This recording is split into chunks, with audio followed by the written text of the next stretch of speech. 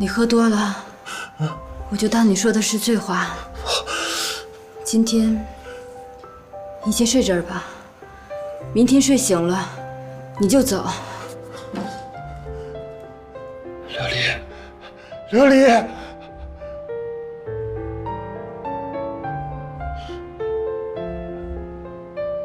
为什么？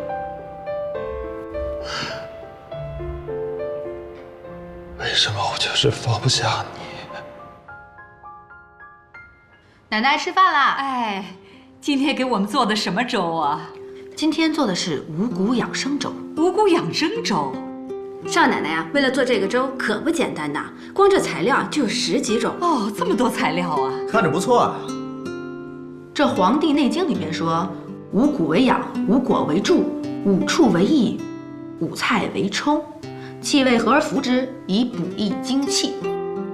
真不愧是书香世家呀，一碗粥说的都这么头头是道的，那我得要好好尝尝。这个粥味道不错。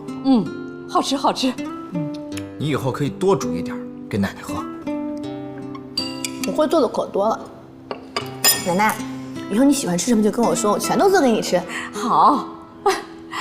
哦，对了，奶奶，今天我想带锦溪出去走一走。好啊。不用了吧？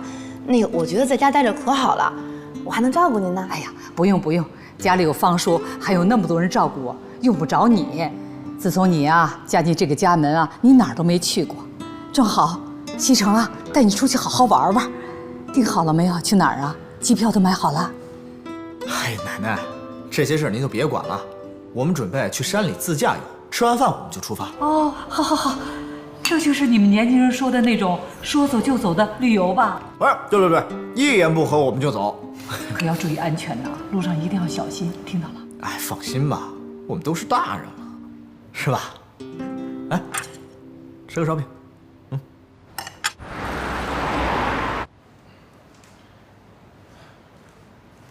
琉璃，对不起，昨天我休息好了吗？那你走吧。真的不可能了吗？